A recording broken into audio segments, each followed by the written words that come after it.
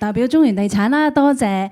香港互動事務商會啦，同埋咧就評審團咧頒呢個香港享譽品牌大獎咧俾中原地產嘅。咁作為咧我哋呢個服務行業咧，當然咧就好重視咧同呢一個客戶嘅互動啦。近年間咧，其實我哋喺訓練我哋嗰度訓練課程裏邊咧，都加入咗咧一啲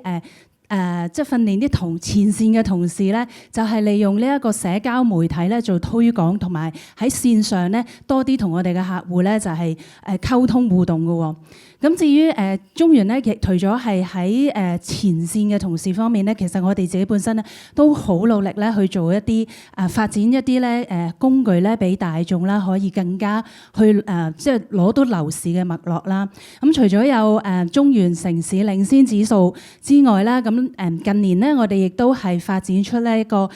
香港嘅樓市大數據啦，咁同埋咧係一個中原嘅樓市片區啦，咁咧就可以喺一個咧即係個範圍細啲啦，同質性更加高啲嘅樓宇群組裏邊咧，去咧即係查閲呢一個人口嘅數據啦、樓市嘅數據啦，同埋樓市嘅庫存量喎。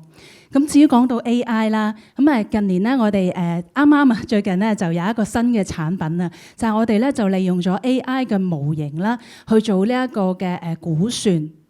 咁咧每一個禮拜咧，我哋就可以咧係全港130萬個嘅私人住宅單位啦，包括係舊樓啦，同埋呢一個單棟樓宇咧，就係咧就提供呢一個單位嘅估算價嘅喎。咁就希望咧可以喺市場上面啦，即係幫助咧我哋嘅